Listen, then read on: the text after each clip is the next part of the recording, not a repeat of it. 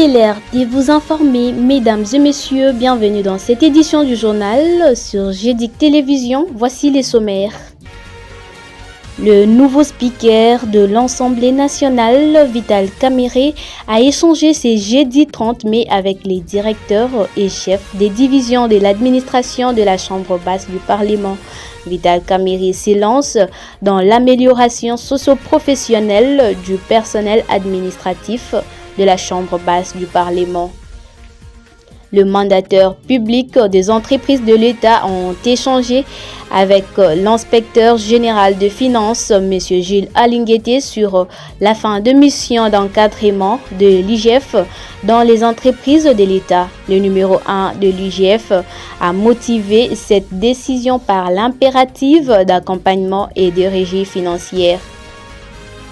Les léopards seniors de la RDC ont commencé leur préparation pour la 3e et 4e journée des éliminatoires de l'édition 2026 de la Coupe du monde de football.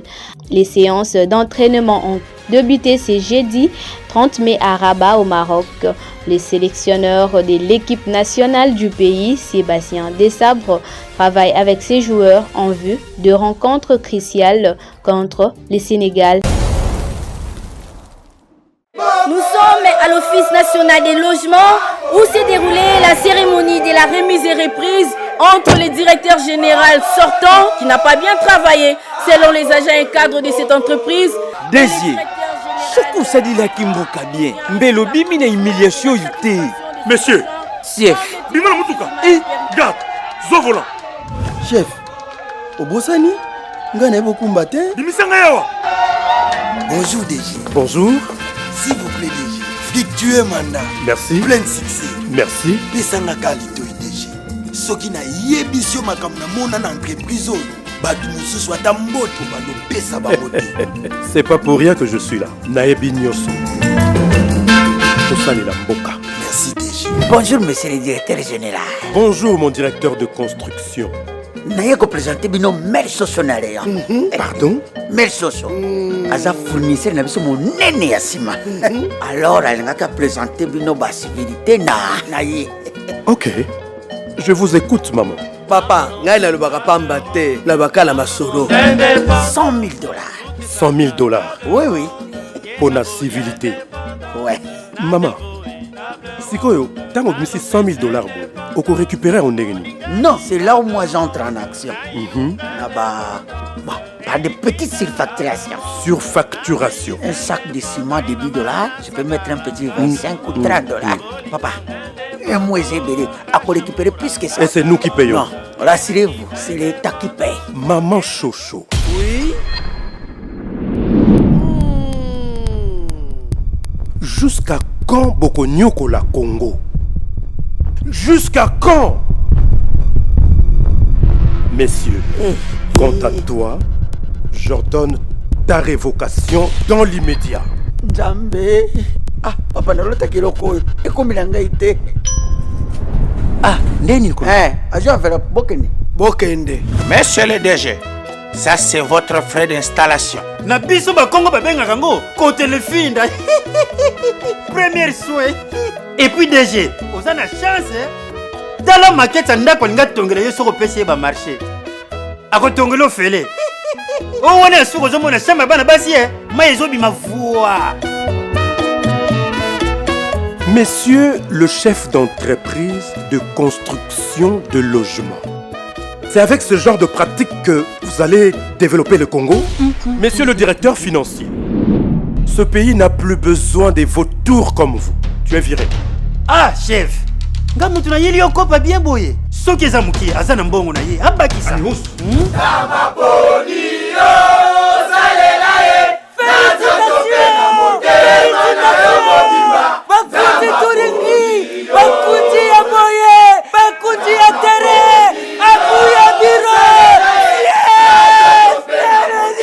Après le contrôle des inspecteurs de l'IGF, voici les conclusions. Monsieur le directeur général, nous venons de finir notre mission de contrôle et nous sommes venus vous dire au revoir. Ah, déjà? Oui. En conclusion, tous les fonds mis à votre disposition ont été bien justifiés. Nous vous félicitons pour votre bonne gouvernance. Merci beaucoup. Je reste à votre entière disposition pour d'autres missions de contrôle. Sont nommés ministres. Ministre de Logement, Monsieur Bokabela Bodo Rock. Tala Muninga, amati soko saki musala malamu, mbelo matiti. Oya ko vandela nga na chômage bo. Ministre des hypertendus. Nyongi Monsieur Jean-Marie. Yo nyonga. Yo ndengo nyongi samboka. Yango mboka pe nyongi si. Zwa mayele. Message de l'inspection générale des finances. À l'Assemblée nationale, le président Vital Kamerhe s'élance dans l'amélioration socio-professionnelle du personnel administratif.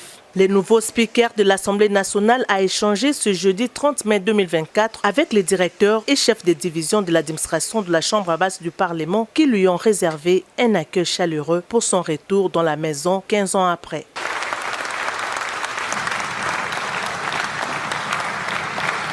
L'essentiel de son message a tourné autour de sa vision globale à la tête de la Chambre basse du Parlement. Il s'agit notamment de la redynamisation, la réorganisation, l'amélioration de la rémunération des agents et cadres de cette administration, la problématique des effectifs et avancement en grade, la mobilité des agents et cadres ainsi que les soins de santé. Le président Vital Kamerhe a exprimé sa volonté à doter l'Assemblée nationale d'un grand hôpital moderne avec toutes les spécialités et une grande pharmacie afin de permettre aux honorables députés nationaux et au personnel de l'administration de bénéficier des soins médicaux de qualité. Il compte solliciter l'implication personnelle du chef de l'État Félix Antoine Tshisekedi Tshilombo pour matérialiser cette idée louable. Concernant la mobilité des agents, le président Vital Kamerhe a salué l'initiative de doter tous les directeurs des véhicules au cours de la législature passée. Il a par ailleurs exprimé son intention de poursuivre ce geste pour les chefs de division. Pour terminer, il a invité tous les agents et cadres de l'administration de l'Assemblée nationale à un travail de qualité et à la ponctualité, autant qu'il a fait avec les honorables députés à la première plénière tenue sous la houlette du bureau définitif. J'ai toujours accordé à l'administration une attention particulière. Dans mon discours inaugural, j'avais dit l'administration a un grand rôle à jouer. C'est comme ça que je n'hésite pas partout où je passe pour essayer de renforcer l'administration. Nous allons voir. Je n'aime pas faire des promesses en l'air.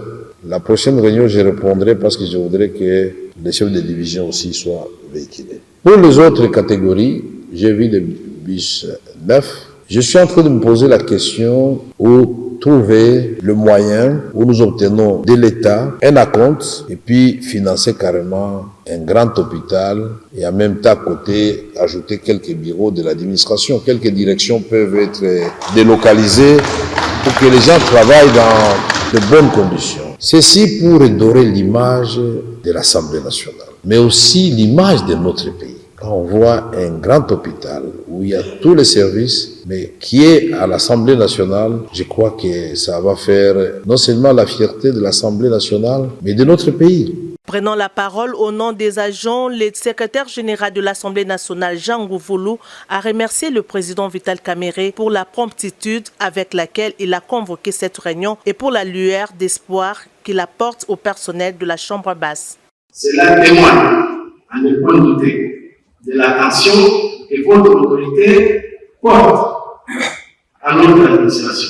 Honorable Président, au nom de tout le personnel de l'administration et particulièrement au nom des hauts cadres et de certains cadres supérieurs ici présents, nous, agents de l'Assemblée nationale, nous voudrons réitérer nos vives félicitations à votre autorité et à l'honorable rapporteur qui vous accompagne. Merci beaucoup, honorable président. Pour clôturer la séance, le président Vital Kamerhe a écouté avec attention les suggestions de certains cadres et leur a promis d'être toujours attentif à leurs remarques.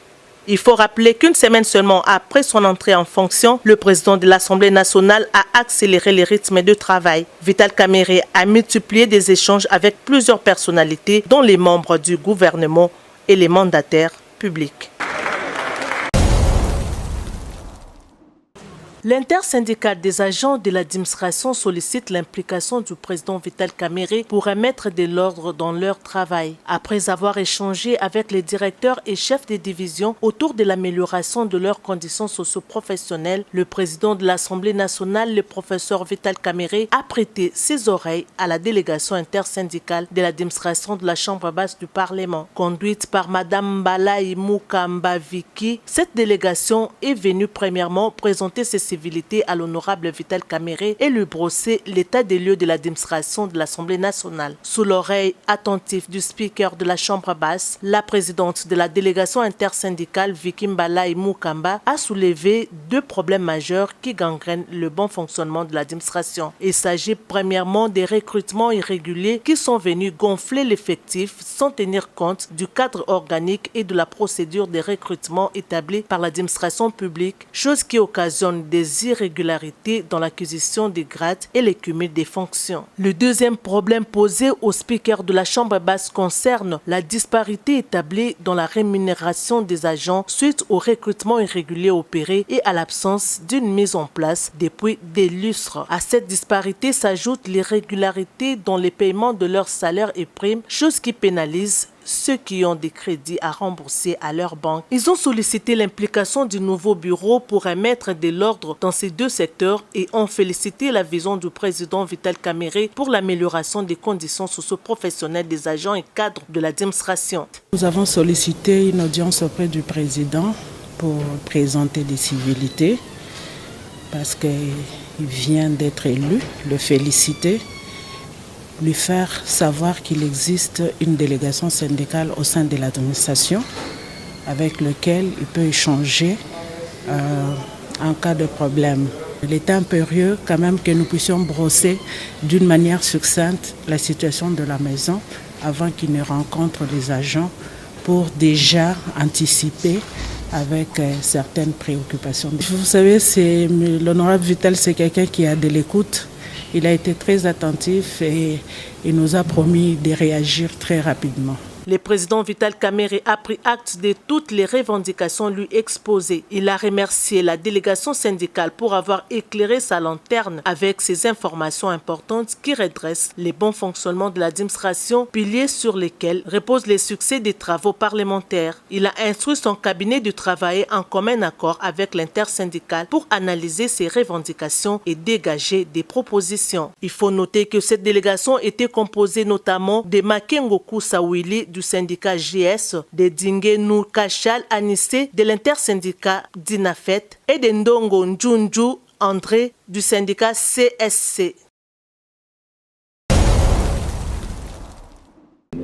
Sur invitation conjointe Association nationale des entreprises et établissements publics ANEP et l'IGF, les mandataires publics des entreprises de l'État ont eu à échanger avec l'inspecteur général des finances, chef de service, M. Jules Alinguete, sur la fin de mission d'encadrement de l'IGF dans les entreprises de l'État. Le chef de service de l'IGF a motivé cette décision par l'impératif d'accompagnement par l'IGF des régies financières dans la mobilisation de recettes pour le nouveau gouvernement. L'IGF va déployer presque la totalité de ses inspecteurs dans la lutte contre la fraude fiscale et douanière ainsi que l'écoulage de recettes publiques. Nous avions tenu à faire cette réunion avec tous les mandataires publics où l'inspection générale des finances était en mission d'encadrement pour les informer officiellement de la fin des missions d'encadrement qui étaient diligentées auprès de leurs entités respectives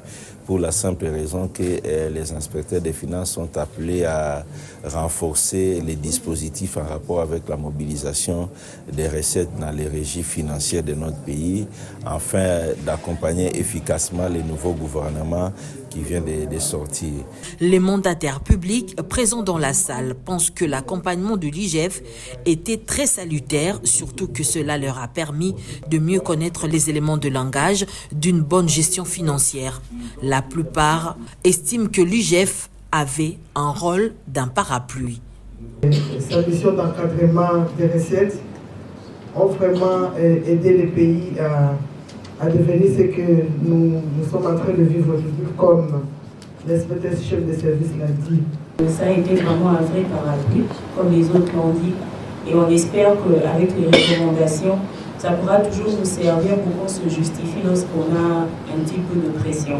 Revenant sur le conseil que vous venez de nous prodiguer, monsieur l'inspecteur de l'IGF, je voudrais que vous puissiez être toujours ces parapluies. C'est pour éviter qu'on fasse un éternel recommencement. Monsieur l'inspecteur général de finances, Jules Alingueté, a devant ses mandataires insisté que ces entités publiques qui connaissent aujourd'hui un redressement ne doivent plus sombrer, mais plutôt à inviter ses hôtes à intérioriser la volonté politique du chef de l'État, Félix Antoine Tshisekedi, celle d'implémenter la bonne gouvernance. Toutefois, l'IGF fera chaque mois un monitoring de la situation financière de toutes les entreprises de l'État auprès des banques commerciales au moyen de relevés bancaires. Des recommandations sur la pratique de la bonne gouvernance ont été formulées par écrit à toutes ces entreprises et elles feront l'objet d'une évaluation au mois de janvier 2025.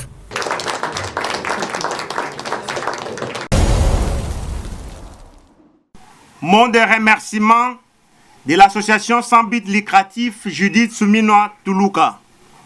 Nous, membres de la coordination nationale de l'ASBEL Juste Bar AT, en sigle Association sans but lucratif Judith Souminoa Toulouka pour l'émergence, avons appris avec satisfaction la publication de l'ordonnance portant nomination de membres du gouvernement, Judith Souminoa Toulouka, pour lesquels nous témoignons notre soutien et notre accompagnement total pour l'émergence du pays. Avant toute chose, nous rendons grâce à Dieu Tout-Puissant, Maître des temps et des circonstances, pour avoir permis à notre pays d'avoir un nouveau gouvernement à ces jours. Pour non seulement la nomination historique d'une dame à la tête du gouvernement, mais aussi et surtout la représentativité féminine remarquable dans l'équipe gouvernementale. Nos sincères félicitations s'adressent à tous les membres du gouvernement, leurs excellences nouvellement nommées. Nous réitérons notre confiance au chef de l'État et assurons notre soutien indéfectible à sa vision de l'émergence du pays. Puissent les dieux de nos ancêtres vous accorder sagesse, intelligence pour mener notre pays vers son émergence. Que vive la République démocratique du Congo, que vive le président de la République, chef de l'État, que vive Madame la Première ministre, chef du gouvernement, que vive le gouvernement Souminoa Toulouka. Je dis et je vous remercie. Asbel juste. Tous pour l'émergence. Asbel juste. Tous pour l'émergence. Asbel juste. Tous pour l'émergence. Tous pour l'émergence. Tous pour l'émergence.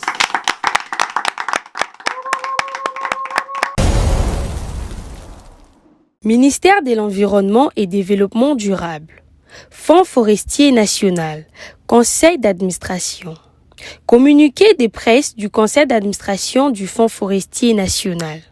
Le Conseil d'administration informe le personnel et la délégation syndicale du Fonds forestier qu'en exécution de résolution de sa 14e réunion ordinaire du 7 mai 2024, il a été décidé de mettre le Fonds forestier national sous l'encadrement de l'Inspection générale des finances, IGF. En attendant cet encadrement, le conseil d'administration a pris la mesure conservatoire de bloquer les débits de tout le compte bancaire du Fonds forestier à partir du mercredi 29 mai 2024. La levée de cette mesure conservatoire aura lieu sur décision du conseil d'administration en concertation avec la tutelle et l'inspection générale des finances sous certaines conditions. Toutes ces résolutions et mesures sont prises dans l'intérêt du Fonds forestier national, de son personnel, de la nation et pour matérialiser la promesse du chef de l'État, son Excellence Félix Antoine Tshisekedi, de préserver les forêts de la RDC, pays solution pour lutter contre le réchauffement climatique. Ainsi, contrairement aux informations qui circulent, les débits des comptes bloqués seront autorisés pour les dépenses visées et autorisées par l'IGF relatives notamment au paiement des salaires et autres avantages du personnel. Par ailleurs, le conseil d'administration procédera à partir du 15 juin 2024 au contrôle et à l'identification de tous les assujettis au fonds forestier ainsi que le bénéficiaire des financements du fonds forestier national dans le cadre de projets de reboisement. Enfin, le conseil d'administration félicite la ministre d'État, son Excellence Madame Eve Bazaïba, ainsi que la ministre déléguée à l'environnement, Madame Stéphanie Mbombo, pour leur nomination au sein du gouvernement dirigé par son Excellence Madame Judith Suminwa Tuluka, Première ministre. Fait à Kinshasa le 30 mai 2024 pour le conseil d'administration, Rigobert Koutoumwana Koutou, président du conseil d'administration. La Cour constitutionnelle confirme l'élection de Grace Kwanga Maswangi Bilolo comme gouverneur de la province du Congo central ce vendredi 31 mai 2024. La Haute Cour a jugé constitutionnel l'arrêt du Conseil d'État annulant les élections du 29 avril 2024. Selon nos sources, la plus haute juridiction du pays a donc tranché qu'il n'y aura plus d'élections le 7 juin prochain. Le nouvel homme du Congo central, Grace Bilolo, sera investi par le chef de l'État, Félix-Antoine Tshisekedi Tshilombo, dans un avenir plus proche. À ce stade, le gouverneur sortant Gubandi n'a plus aucune voie de recours pour essayer de se maintenir au pouvoir. Les activités économiques ont repris leur cours normal la matinée de ce vendredi 31 mai à Isiro, chef-lieu du province du Haut-Ouélé. Après 4 jours de paralysie suite à la grève des opérateurs économiques décrétée depuis lundi 27 mai sur toute l'étendue de cette ville au sujet du désaccord persistant autour du recouvrement forcé de certaines taxes par l'hôtel de ville. Signalons que l'ambiance habituelle a repris au centre commercial de Mendabo, tout comme au centre-ville où les boutiques et magasins qui ont été scellés ont été débloqués et leurs portes sont ouvertes depuis 6h30. Entre-temps, les deux parties ont ouvert les négociations ce vendredi à l'Assemblée provinciale en présence des responsables des services provinciaux du budget, de l'économie et des finances pour la facilitation et l'interprétation claire des textes légaux autour des actes qui posent problème dans la perception des taxes. Le premier ex-président américain condamné au pénal, Donald Trump, qui vise un second mandat en novembre face à Joe Biden, risque désormais une peine d'emprisonnement ou une mise en l'épreuve. Quelles sont les prochaines étapes pour le milliardaire? Quelles conséquences pour sa campagne dans la course à la présidentielle? La condamnation de Donald Trump jeudi 30 mai pour 34 chefs d'accusation de falsification de documents comptables destinés à cacher un paiement à l'actrice de film X Stormy Daniels a ouvert une nouvelle phase dans les ennuis judiciaires du milliardaire et plongé la politique américaine en territoire inconnu. Donald Trump risque désormais une peine de prison ou une mise en l'épreuve. Le prononcé de sa peine est actuellement prévu le 11 juillet, mais l'ancien locataire de la Maison-Blanche fera l'appel de ces jugements, ce qui pourrait considérablement ralentir la suite des événements. Les léopards seniors de la République démocratique du Congo ont commencé leur préparation pour les éliminatoires de l'édition 2026 de la Coupe du monde de football.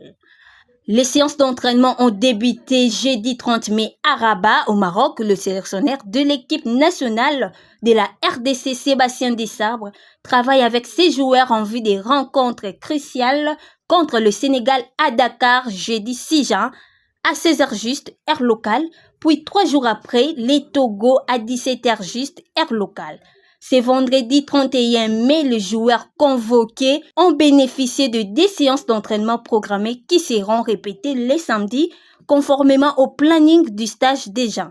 Liste des joueurs convoqués au Maroc: Dimitri Berthaud, Ernest Kabamba, Timothy Brice, Arcel Touanzebe, Gédéon Kaloulou, Arthur Maswaku, Joris Kayembe Enoch Inonga, Chancel Mbemba, Charles Piquel, Arantibola, Edo Kayembe, Samuel Mutusami, Grady Diangana, Gaël Kakuta, Meshak Elias Shadraka Kolo, Théo Bongonda, Yohan Wissa, Fiston Mayele, Simo Banza et Samuel Essende. C'est officiel, ce lundi 20 mai, l'avenue Ngouma sera ouverte à la circulation sur tous les linéaires. Seuls les véhicules de petit et moyen tonnage sont autorisés de circuler. Les véhicules à fort tonnage et engins lourds devront attendre jusqu'au 27 mai prochain. Ces précisions sont du ministre d'État en charge des infrastructures et travaux publics qui a effectué la ronde de quelques chantiers de Ngaliema, dont Ngouma, travaux exécutés par l'entreprise Aran Sefou, supervisés par l'Office de voirie et drainage et contrôlés par le BTC. Alexis Guissaro Mouvouni donne ici les raisons de ces précisions de taille. La raison est simple, c'est qu'il y a des parties qui ont été bétonnées et le bétonnage nécessite un certain délai pour la maturation du béton. Donc, dans 7 jours après, ils pourront effectivement circuler eux également sur ces routes. Donc, 2 dates à retenir, le 20 pour les véhicules de petit et moyen tonnage, c'est-à-dire voitures, les camionnettes, ainsi de suite, et le 27 pour tout le monde, c'est-à-dire en ce compris les grands véhicules de grand tonnage. Occasion pour le patron des infrastructures congolaises de remercier le chef de l'État pour son coup de pouce.